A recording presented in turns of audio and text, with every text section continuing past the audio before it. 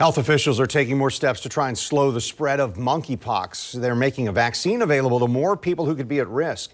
There are 27 reported cases of monkeypox in Florida and 7 cases in Georgia. News 4 Jax reporter Jim Pickett has been in touch with the health department and medical experts and joins us now live to show us what's happening here. You know, Ken, of those 27 cases that are in Florida, none of them are here in Jacksonville and North Florida. Primarily, they are in South Florida and Broward County. And again, this is basically affecting gay men, but anyone can get it.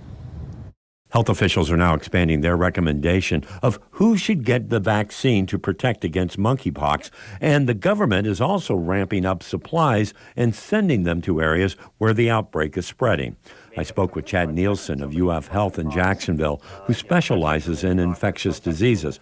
We talked about monkeypox and if we need to worry. Probably a difficult question. The short answer is no. I don't think this has the potential to turn into an epidemic or even a pandemic like we've seen with COVID.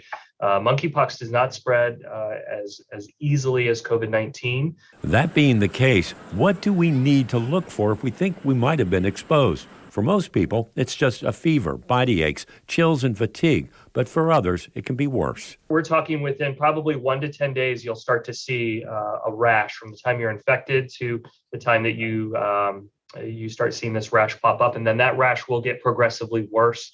The little chickenpox looking bumps will turn into something greater very quickly. Nielsen says in most cases, it will eventually go away on its own. So far in the U.S., there have been no reported deaths.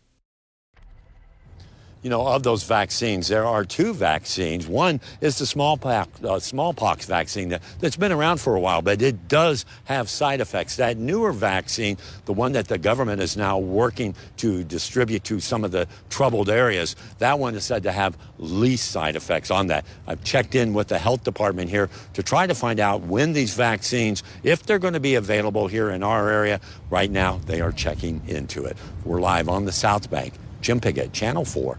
The local station.